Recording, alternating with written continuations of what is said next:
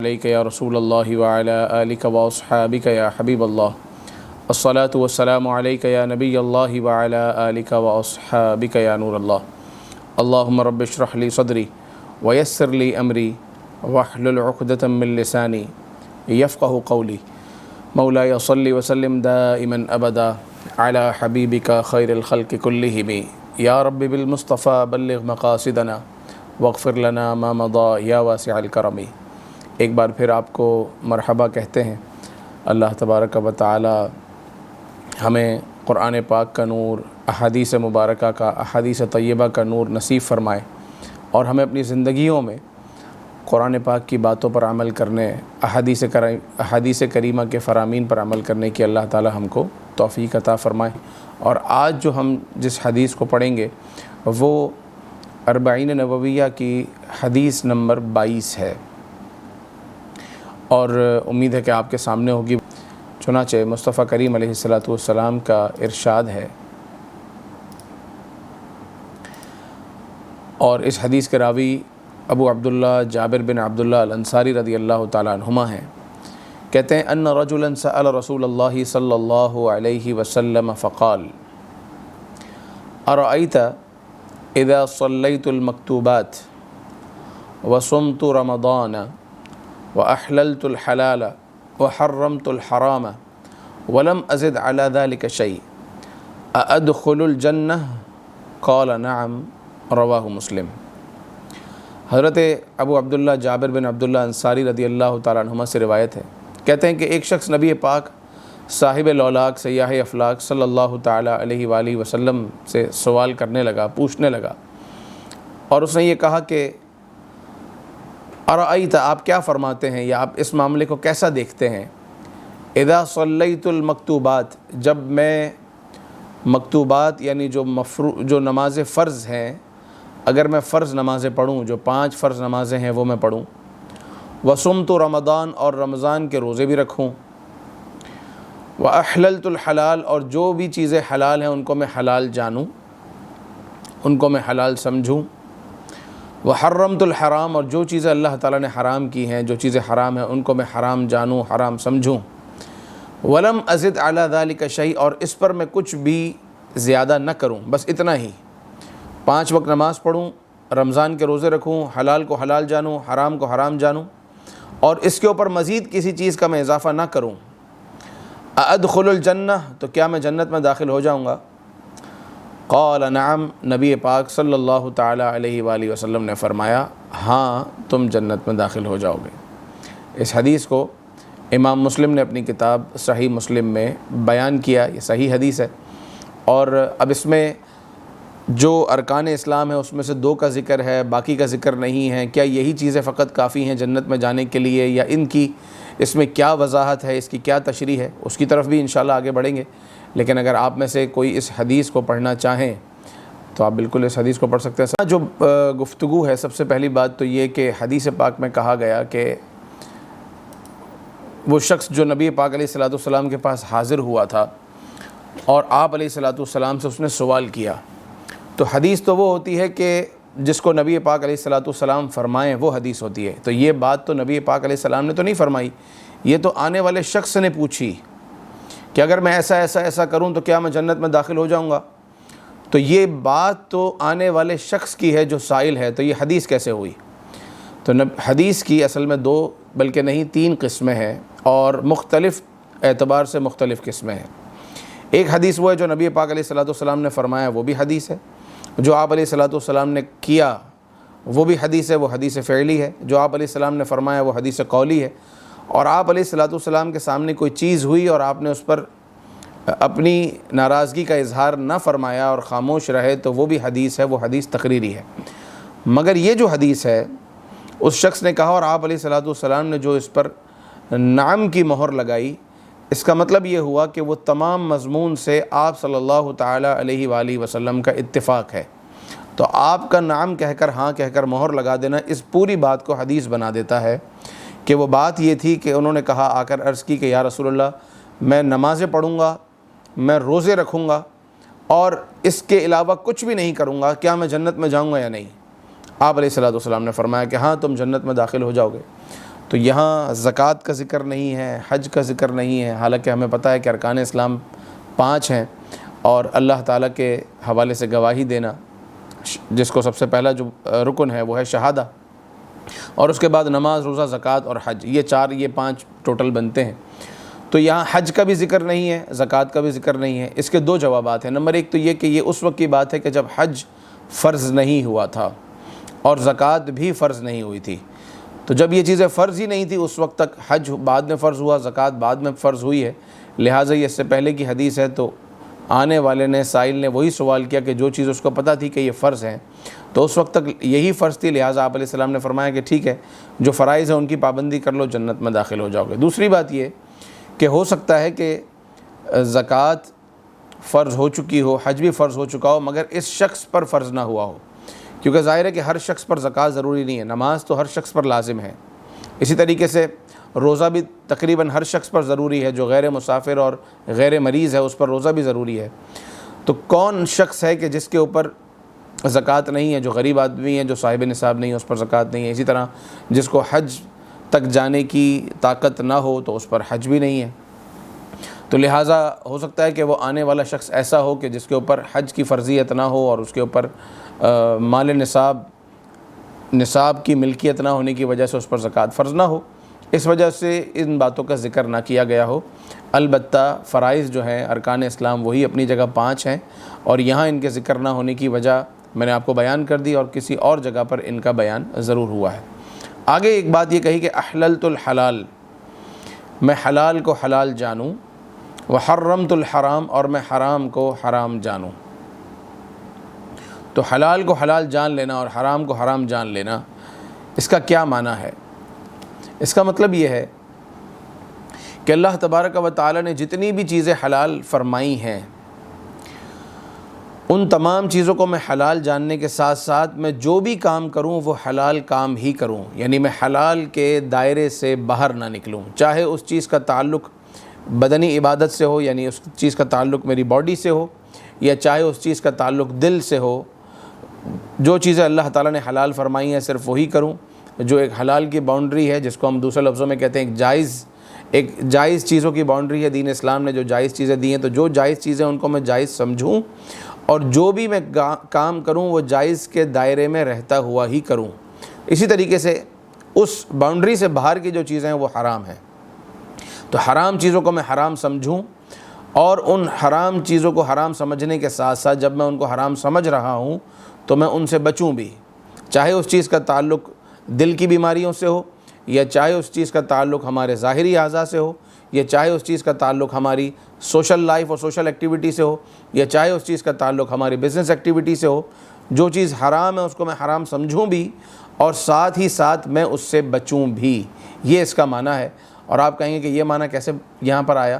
تو یہ معنی اس طریقے سے یہاں پر آیا کہ کچھ چیزیں ہوتی ہیں جس کو ہم کہتے ہیں اردو میں سیاق و سباق، یعنی ایک جو بات چیت چل رہی ہوتی ہے وہ ایک سینیریو بتا رہا ہوتا ہے کہ اس کا یہ مطلب ہے کہ میں حرام کو حرام جانوں، یعنی کہ میں حرام کے قریب نہ جاؤں۔ یعنی کہنے والا شخص گویا کہ یوں کہہ رہا ہے کہ میں نماز پڑھوں گا، روزہ رکھوں گا، اور جو بھی کام کروں گا حلال کام کروں گا، اور کوئی حرام کام کے میں قریب نہیں جاؤں گا۔ اگر یہ 4 چیزیں میں کر لیتا ہوں تو کیا میں جنت میں چلا جاؤں گا؟ تو آپ علیہ السلام نے فرمایا کہ ہاں، تم جنت میں داخل ہو جاؤ گے۔ تو حرام کو حرام سمجھنے کے ساتھ ساتھ اس سے بچنا بھی ضروری ہے۔ یہ نہیں ہو سکتا کہ بندہ حرام کو حرام تو سمجھ رہا ہے اور ساتھ ہی ساتھ اس کو بے دریغ اس کو کر بھی رہا ہے، اس کو بلا تکلف بلا تعمل وہ کام کرتا بھی چلا جا رہا ہے۔ تو حرام سمجھنے کا معنی کیا ہوا؟ حرام سمجھنا اسی صورت میں درست ہوگا کہ سمجھنے کے ساتھ ساتھ وہ ان حرام کاموں سے بچتا بھی ہو، حد الامکان حد المقدور، جتنی اللہ نے اس کو طاقت استطاعت دی ہے اس حد تک وہ بچے، حرام میں نہ پڑے۔ قرآن پاک میں اللہ تبارک و تعالی ارشاد فرماتا ہے، ان تجتنبوا الکبائر ما تنہون عنہ نکفر عنکم سیئاتکم وندخلکم مدخلا کریما، کہ اگر تم گناہ کبیرہ سے بچو گے تو جو صغیرہ ہیں ان کو ہم معاف کر دیں گے اور ہم تمہیں جنتوں میں داخل کریں گے۔ اس آیت کا جو مفہوم ہے اور موضوع ہے کہ ان تجتنبوا کبائر، اگر تم کبیرہ گناہوں سے بچو تو جو چیزیں اللہ تبارک و تعالی نے حرام فرمائی ہیں، اگر میں دل کی طرف آؤں تو حسد کرنا حرام ہے، غیبت کی زبان کی طرف آؤں تو غیبت کرنا حرام ہے، دل کے لیے کسی سے کینہ رکھنا، کسی سے بغض رکھنا، کسی کی دشمنی رکھنا، کسی مسلمان کے لیے برا سوچنا، بدگمانی کرنا، یہ چیزیں، اور اسی طریقے سے زنا کرنا، چوری کرنا. تو یہ زنا کا یہاں بیان نہیں ہے، چوری کا بیان نہیں ہے، ہاتھ کاٹنے کا نہیں ہے. یہ سب چیزیں اس میں آ گئیں کہ وحرمت الحرام، جو بھی چیزیں اللہ نے حرام فرمائی ہیں میں ان کو حرام سمجھوں بھی، اور ان حرام چیزوں کو سمجھنے کے ساتھ ساتھ میں ان سے بچوں، تو کیا میں جنت میں داخل ہو جاؤں گا؟ تو آپ صلی اللہ تعالیٰ علیہ وآلہ وسلم نے فرمایا کہ ہاں تم جنت میں داخل ہو جاؤ گے. تو یہ ایک مسلمانوں کے لیے ایک نوید ہے، ایک خوشخبری ہے، کیونکہ ساتھ میں یہ بھی کہا گیا کہ ولم ازد علی ذلک شیء، میں اس پر کچھ بھی اضافہ نہ کروں، مزید میں نوافل نہ پڑھوں اور نفلی عبادات نہ کروں، نفلی صدقات نہ کروں. تو نفلی عبادات کرنے سے، نفلی صدقات کرنے سے فرائض میں آدمی کو تقویت ملتی ہے. جو شخص نوافل کا پابند ہوتا ہے تو وہ فرض کا بھی پابند ہوتا ہے. پھر نوافل کی پابندی سے یہ فائدہ ہوتا ہے کہ فرض میں جو کمی پیشی رہ جاتی ہے وہ پوری ہو جاتی ہے. لیکن اگر کوئی شخص نوافل نہیں پڑھتا یا نفل صدقہ نہیں دیتا یا نفلی خیرات نہیں کرتا تو قیامت کے دن اس سے کوئی سوال نہیں ہے اس حوالے سے کہ تم نے نفلی نماز کیوں نہ پڑھی، تم نے نفلی صدقہ کیوں نہ کیا، تم نے نفلی روزہ کیوں نہ کیا. تو اس پر کوئی سوال نہیں ہے. اس لیے یہاں کہا گیا کہ اگر یہ اس کے علاوہ کچھ اور نہ بھی کرے تو بھی یہ جنت میں داخل ہو جائے گا. جنت میں ایک محل ہے، اور وہ ایسا محل ہے کہ اس کے اندر سے باہر کا، باہر سے اندر کا نظر آتا ہے. نبی پاک علیہ السلام کی بارگاہ میں عرض کیا گیا یا رسول اللہ یہ کس کے لیے ہے؟ آپ علیہ السلام نے فرمایا کہ جس کی بات اچھی ہو، وہ افشى السلام، اور جو سلام کو عام کرے، وَأَطْعِمُ الطَّعَامَ، اور جو لوگوں کو کھانا کھلائے، وَدَوَامُ عَلَى الصِّيَامِ، اور وہ جو ہمیشہ روزہ رکھے، وَصَلَّى بِاللَّيْلِ وَالنَّاسُ نِيَامٌ، اور راتوں میں نمازیں پڑھے جبکہ لوگ سو رہے ہوں. جو یہ کام کرے تو اللہ تعالیٰ نے اس کے لیے جنت کا ایک بہترین محل تیار کر رکھا ہے. تو سوال ہوا قیل یا رسول اللہ ومن یطیق ذلک، یا رسول اللہ ایسا کون ہو سکتا ہے کہ جو یہ کچھ کرے کہ ہمیشہ روزے بھی رکھے اور راتوں کو اٹھ کر نماز بھی پڑھے جب لوگ سو رہے ہوں، اور سلام کا جواب بھی دے، یعنی نمازیں بھی اس کی ایسی ہوں، اس کے روزے بھی ایسے ہوں، اس کی بات بھی اچھی ہو. تو ایسا کون ہو سکتا ہے؟ تو آپ علیہ السلام نے فرمایا امتی تطیق ذلک، میری امت ہے جو اس کی استطاعت اور طاقت رکھتی ہے، اور میری امت یہ بالکل کرے گی. ارشاد ہوا من لقی اخاہ فسلم علیہ او رد علیہ السلام، کہ جو کسی مسلمان سے ملے تو اس کو سلام کرے یا اس مسلمان کے سلام کا جواب دے. فقط افشى السلام، تو جو پہلا پوائنٹ ہے کہ اس سلام کو عام کرنا، تو اس نے سلام کو عام کر لیا. سلام کو عام کرنے کا مطلب یہ ہے کہ جس بھی مسلمان سے ملے اس کو سلام کرے، اور اگر اس مسلمان نے آپ کو سلام کیا تو آپ اس کو جواب دیں. آپ لفٹ میں بیٹھ رہے ہیں، لفٹ میں جا رہے ہیں تو پہلے سے جو لوگ موجود ہیں ان کو سلام کریں. جب آپ باہر نکل رہے ہیں تو آپ سلام کریں. جب آپ گھر میں آ رہے ہیں تو گھر والوں کو سلام کریں. جب آپ کسی کے آفس میں جا رہے ہیں تو سلام کریں. کوئی آپ کو سلام کرے تو آپ اس کو جواب دیں. چلنے والا جو ہے وہ جو لوگ بیٹھے ہوئے ہوں ان کو سلام کرے. جو آنے والا ہے وہ پہلے سے موجود لوگوں کو سلام کرے. تو یہ ہے سلام کو عام کرنا. تو یہ الحمدللہ امت میں ایک طبقہ ہے جو اس چیز پر عمل کر رہا ہے، اور اگر اچھا ماحول ملے، اچھی صحبت ملے تو یہ چیزیں ہوتی ہیں، اور اگر نہ ہو تو اپنے اندر اس کو نافذ کرنا چاہیے، سلام کو عام کرنا چاہیے. اور دوسری چیز یہ کہ ومن اطعم عیالہ واہلہ من الطعام حتی اشبعہم، اور جس نے اپنے گھر والوں کو، اپنے بچوں کو، اپنے اہل کو کھلایا، اور اتنا کھلایا کہ وہ پیٹ بھر کر ان کے کھلایا. تو جو حدیث پاک میں کہا گیا کہ جس نے لوگوں کو کھلایا فقط اطعم الطعام، تو اس نے کھانا کھلانے والی بات بھی پوری کر لی. تو سلام کو عام کر لیا. اور کھانا کھلانے سے مطلب یہ نہیں ہے کہ وہ ساری دنیا کو کھلائے، بلکہ جتنا اللہ تعالیٰ نے اس کو دیا ہے، کم ہے تو اپنے گھر والوں کو، اپنے بچوں کو، کچھ مزید ہے تو اپنے آس پڑوس، اپنے رشتہ داروں اور غریب، مساکین، فقراء، جس کو وہ کر سکتا ہے ان کو کھلائے اپنی وسعت کے مطابق. تو اس نے لوگوں کو کھلانے والی بات پر عمل کر لیا. ومن صام شہر رمضان، اور جس نے رمضان کے روزے رکھے، ومن کل شہرین ثلاثۃ ایام، اور پھر اس کے بعد اس نے ہر مہینے بھی 3 روزے رکھے. رمضان کے روزے تو رکھ لیے، آج ہم 4 شوال المکرم ہے، الحمدللہ اللہ کے فضل سے ہم نے رمضان کے روزے رکھے.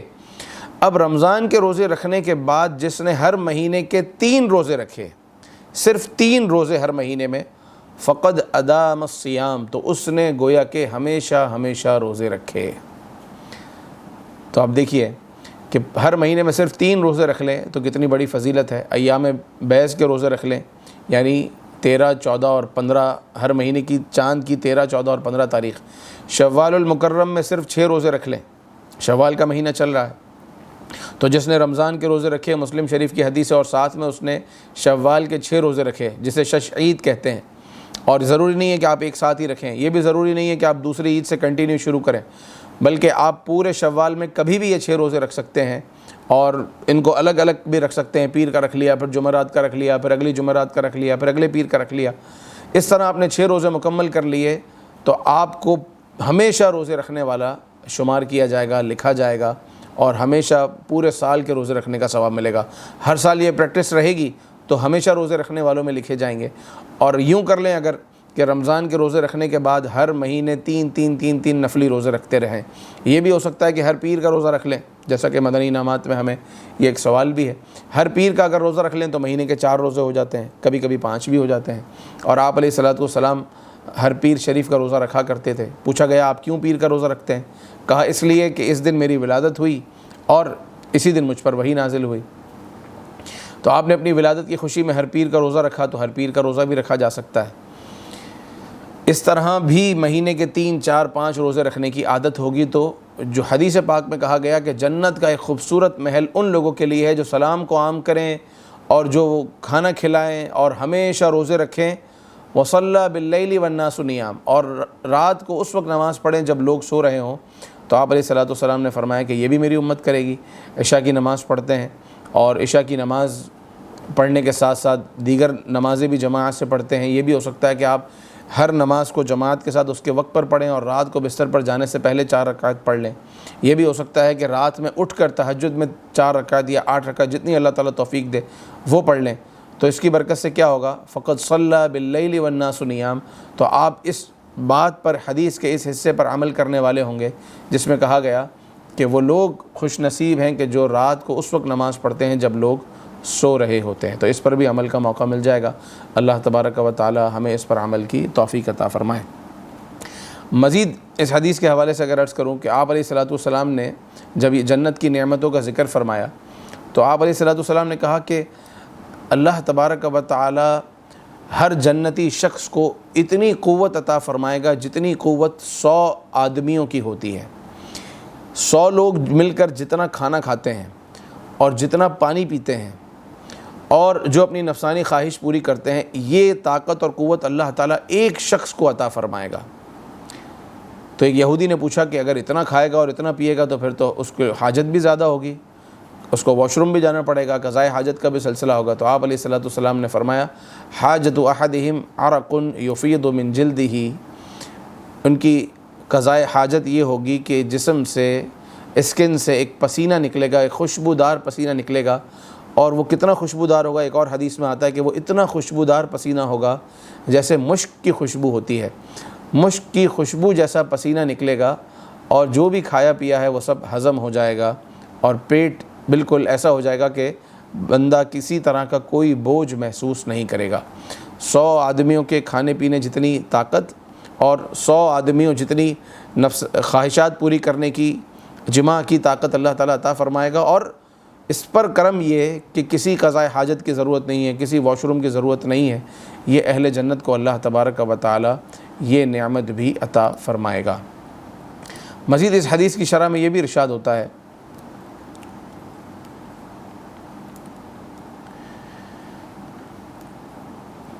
جہاں آیا کہ ولم ازد علی ذلک شیء، میں اس پر مزید کچھ اضافہ نہیں کروں گا. یعنی میں 5 وقت کی نماز پڑھوں گا، رمضان کے روزے رکھوں گا، حلال کو حلال جانوں گا، حرام کو حرام جانوں گا، اور اس پر میں مزید اضافہ نہیں کروں گا. یعنی اگر وہ نفلی عبادت نہیں بھی کرتا تو بھی جنت میں داخل ہو جائے گا. لیکن ہم یہ کہیں گے کہ اگر نفلی عبادت کرے گا تو فائدہ یہ ہے کہ اس کی جو فرض نمازیں ہیں، فرض عبادتیں ہیں، اس پر ہمیشگی رہے گی. اور جب اس پر ہمیشگی رہے گی تو انشاءاللہ عز و جل اس کی برکت سے کرم ہوگا. اب سوال یہ ہے کہ کیا بندہ جو جنت میں جائے گا وہ اپنے نیک اعمال کی وجہ سے جائے گا؟ یعنی اگر یہ نیک کام کر لے تو کیا ان نیک کاموں کی وجہ سے جائے گا؟ تو یاد رکھیے جو بھی جنت میں جائے گا وہ اپنے اعمال کی وجہ سے نہیں، محض اللہ تعالیٰ کے کرم سے جنت میں جائے گا. اللہ تبارک و تعالیٰ کی رحمت سے جائے گا. جو بھی جنت میں جائے گا وہ اللہ کی رحمت سے ہی جائے گا. کوئی بھی یہ نہیں کہہ سکتا کہ میں اپنے عمل سے جنت میں جاؤں گا کہ میں نے یہ کام کر لیے، حضور نے فرمایا تھا یہ کام کر لو، تو بھائی یہ کام تو آپ نے کر لیے، لیکن یہ کام کس کے لیے کیے؟ اللہ کے لیے۔ اللہ تعالیٰ قبول فرمائے گا تو بندہ جنت میں جائے گا۔ تو قبول کرنا یہ کس کے ذمہ کرم پر ہوا؟ قبول کرنے کی جو بات ہے وہ اللہ تبارک و تعالیٰ چاہے تو اسے قبول فرمائے، چاہے تو اسے قبول نہ فرمائے۔ تو جب وہ قبول فرماتا ہے یہی تو اس کی رحمت ہے کہ اس نے قبول کیا، تو جب وہ اس کی رحمت شامل حال ہوگی تو ہی بندہ جنت میں جائے گا۔ بنی اسرائیل میں چند لوگ تھے کہ جو ایک جزیرے میں عبادت کرتے تھے، اور اس جزیرے میں انہوں نے تقریباً 500 سال تک عبادت کی، اور ایسی عبادت کی، اور وہ جزیرے میں اس طرح رہتے تھے کہ انہیں کوئی بھی نہیں پہچانتا تھا۔ اتنی اللہ تبارک و تعالیٰ کی عبادت کرتے تھے، باہر نہیں نکلتے تھے، اور وہیں اللہ کی عبادت میں مصروف رہتے تھے۔ تو اللہ تعالیٰ نے ان کے لیے یہ اہتمام فرمایا کہ جہاں یہ عبادت کرتے تھے وہاں ایک انار کا درخت اگایا، اور وہ انار کھاتے تھے، اور ایک پانی کا چشمہ جاری ہو گیا، اس پانی سے پیتے تھے۔ بس انار کھانا، پانی پینا، اور اس کے علاوہ اللہ کی عبادت کرنا، یہی ان کا کام تھا۔ اور 500 سال تک اللہ کی عبادت انہوں نے کی۔ پھر 500 سال بعد انہوں نے اللہ کی بارگاہ میں عرض کی کہ الہ العالمین، اب ہم چاہتے ہیں کہ تو ہمیں موت عطا فرما دے۔ تو جب یہ سجدے میں گئے تو اللہ تعالیٰ نے ان کی روحیں قبض فرما لی، اور یہ وفات پا گئے۔ قیامت کے دن جب یہ آئیں گے تو اللہ تعالیٰ انہیں فرمائے گا اذهبوا به الى الجنة برحمتی، انہیں جنت میں داخل کر دو، یا جنت میں چلے جاؤ، میری رحمت کے سائے میں ہوتے ہوئے جنت میں چلے جاؤ۔ تو یہ کہیں گے یا رب بل بعملی، الہی تو نے فرمایا کہ تیری رحمت میں ہوتے ہوئے ہم جنت میں چلے جائیں، تو کیا ہم اپنے عمل سے جنت میں نہیں جا سکتے؟ یا رب بل بعملی، ہم نے 500 سال تک تیری عبادت کے سوا کوئی کام کیا ہی نہیں ہے، تو ہمیں جنت میں بھیجنا ہی ہے، تو ہمارے عمل کے ساتھ بھیج، ہمارے عمل کی وجہ سے بھیج۔ تو آپ علیہ الصلوۃ والسلام کی یہ حدیث ہے کہ پروردگار عز و جل فرمائے گا حاسبوہ علی شکر نعمت حاست البصر، چلو اپنے عمل کی وجہ سے جنت میں جانا چاہتے ہو تو ایسا کرو کہ جو ہم نے تمہیں دیکھنے کی طاقت دی، حاسہ بصر دیا، جو آنکھ کی نعمت دی اور جو دیکھنے کی نعمت دی، اس دیکھنے کی جو نعمت ہے اس کا حساب کر لیتے ہیں پہلے۔ تو ان کی 500 سال کی عبادتیں یہ ختم ہو گئیں اس ایک نعمت کے مقابلے میں، اور اس ایک نعمت کا بھی شکر ادا نہ ہو سکا۔ یعنی جتنی بھی عبادتیں کر لیں اللہ تبارک و تعالیٰ اپنے کرم سے، اپنی رحمت سے ہی جنت میں داخل کرے گا، کیونکہ اگر ہم نے عبادت کی تو پروردگار عز و جل ہمیں پہلے ہی اتنے انعامات، اتنے اکرامات اور اتنی چیزیں ہمیں عطا کر چکا ہے کہ اس کا ہم شکر ادا کر ہی نہیں سکتے۔ ہم اپنی طرف سے شکر ادا کرتے ہیں مگر کما حقہ ہم کہاں تک پہنچتے ہیں، اس کا اندازہ آپ اس حکایت سے لگائیں کہ 500 سال تک عبادت کرنے والوں نے جب اپنی عبادتوں کو سامنے رکھا تو اللہ تعالیٰ کی وہ نعمت جس کو آنکھ کہتے ہیں، آنکھ کی نعمت کا بھی بدلہ نہ بن سکا، اور پھر انہوں نے کہا الہ العالمین ہمیں اپنی رحمت میں داخل کر لے، اور اپنی رحمت کے ذریعے ہی ہمیں جنت میں داخل کر۔ اللہ اکبر۔ تو بہرحال وہ لوگ جنت میں داخل ہوں گے اور اللہ تعالیٰ کی رحمت کے ذریعے ہی جنت میں داخل ہوں گے۔ تو اس حکایت سے، اس حدیث سے یہ پتہ چلتا ہے، اس بات سے یہ پتہ چلتا ہے کہ جنت محض اللہ تبارک و تعالیٰ کے کرم پر موقوف ہے، وہ جس کو چاہے عطا فرمائے۔ اب جنت کیا ہے؟ جنت پہلے بن چکی ہے یا ابھی بننی باقی ہے یا قیامت کے دن بنے گی؟ تو یاد رکھیے جنت بن چکی ہے، اللہ تعالیٰ نے جنت کو تخلیق فرما لیا ہے۔ کچھ لوگوں کا یہ کہنا کہ جناب نیکی کرنے کی آدمی میں وہ آ جائے، ایک صلاحیت آ جائے، یہی جنت ہے بس۔ تو ایسا نہیں ہے، جنت واقعی ایک جگہ ہے جو اللہ تبارک و تعالیٰ تخلیق فرما چکا ہے، اور مصطفیٰ کریم علیہ الصلوۃ والسلام معراج کی رات اس جگہ کو دیکھ چکے ہیں، اور یہ وہی جگہ ہے جہاں سے آدم علیہ الصلوۃ والسلام اور بی بی حوا رضی اللہ تعالیٰ عنہا اور آدم علیہ الصلوۃ والسلام وہاں سے دنیا میں آئے تھے۔ تو جنت تو تیار ہے، اللہ تبارک و تعالیٰ نے سونے سے، چاندی سے، یاقوت سے، زعفران سے، جس چیز سے چاہا جنت کو بنایا۔ کتنی بڑی ہے اللہ تعالیٰ جانے۔ جنت میں دن رات، سورج چاند، اس کا کیا حساب کتاب ہے؟ تو یاد رکھیے کہ سورج اور چاند جنت میں نہیں ہے، سورج بھی نہیں ہے اور چاند بھی نہیں ہے۔ تو کیا دن نکلتا ہے یا رات آتی ہے؟ تو دن بھی ہے، رات بھی ہے، لیکن نہ سورج ہے نہ چاند ہے۔ ہر وقت وہ ایک فجر کی جو روشنی ہے وہ روشنی رہتی ہے، اور ٹھنڈی ہوائیں چلتی ہیں، اور نہ سورج ہے نہ چاند ہے۔ تو کیسے پتہ چلتا ہے نماز کے اوقات کا؟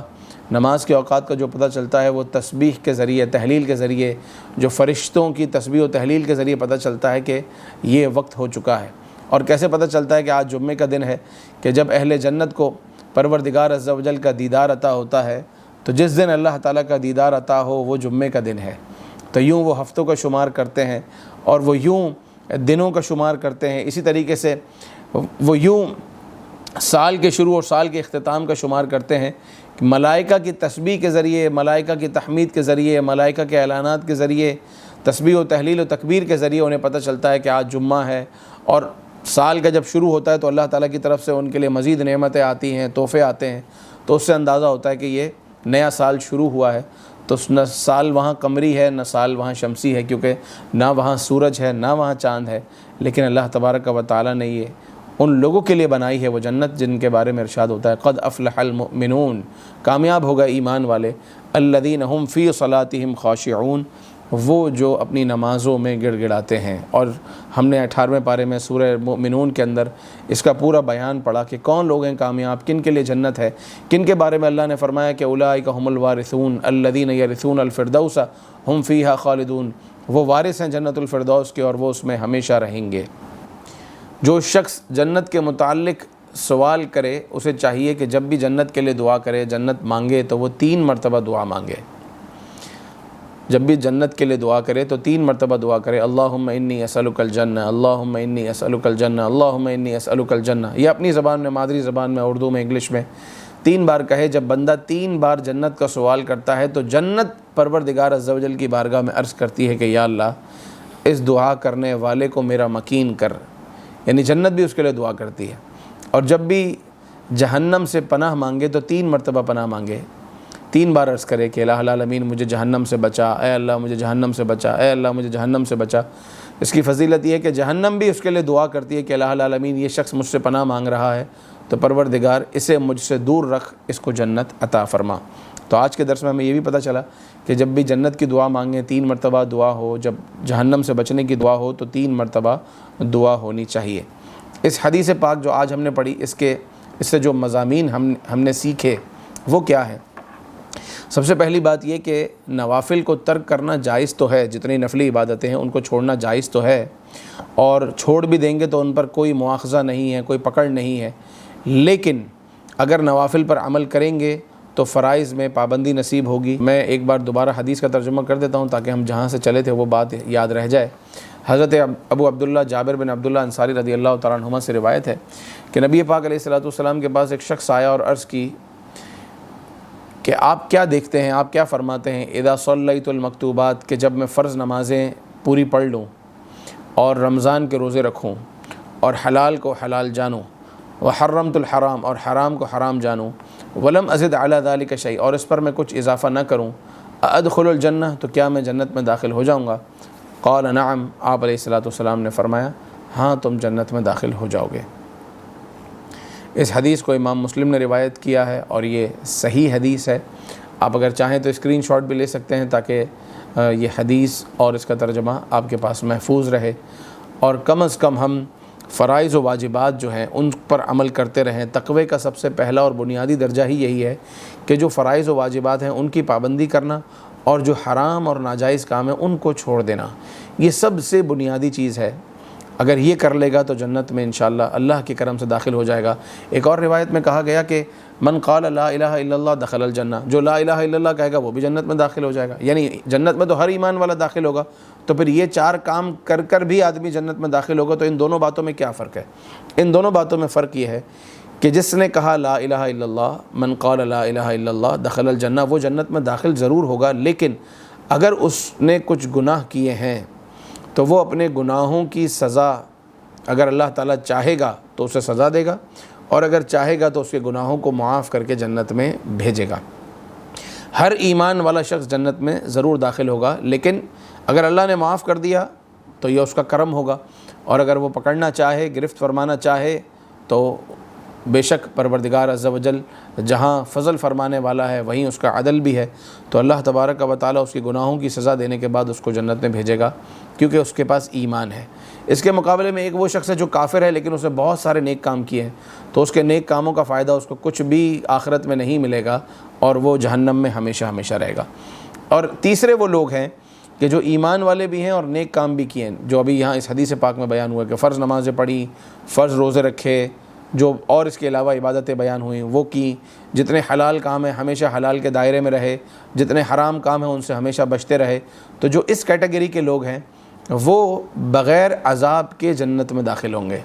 اور ایمان والا ہے مگر نیکیاں نہیں کرتا، حرام سے نہیں بچتا، تو وہ عذاب کے بعد جنت میں داخل ہوگا۔ اللہ چاہے تو عذاب معاف کر دے، لیکن جو لوگ اگر نیک ہیں، جیسے ارشاد ہوا ان الذین آمنوا وعملوا الصالحات، جو ایمان لائے اور نیک کام کیے، تو وہ جس طرح جنت میں داخل ہوں گے کہ انہیں اللہ تبارک و تعالی اپنی رحمت سے کرم فرماتے ہوئے عذاب میں مبتلا نہیں کرے گا۔ اللہ تعالی ہمیں عمل کی توفیق عطا فرمائے، اور جو حدیث پاک آج ہم نے پڑھی ہے اس کا نور اللہ ہمیں نصیب کرے، اور ہم جہاں فرائض کی پابندی بھی کریں اور فرائض کی پابندی کرنے کے ساتھ ساتھ ہم نوافل کی بھی پابندی کریں، کیونکہ نوافل کی پابندی کرنے سے فرائض میں مضبوطی آتی ہے، قرب خداوندی نصیب ہوتا ہے، اللہ تعالیٰ کا قرب نصیب ہوتا ہے، اللہ تعالیٰ راضی ہوتا ہے۔ جب اللہ تعالیٰ راضی ہوتا ہے تو اس کو ساری زندگی اس کو ایک روشنی، ایک نور، ایک ہدایت اس کے لیے مستقل رہتی ہے، اور پروردگار عز و جل اس کو صراط مستقیم پر رکھتا ہے۔ الہ العالمین ہم سب کی حاضری کو قبول فرمائے، آمین بجاہ النبی الامین صلی اللہ تعالی علیہ وآلہ وسلم۔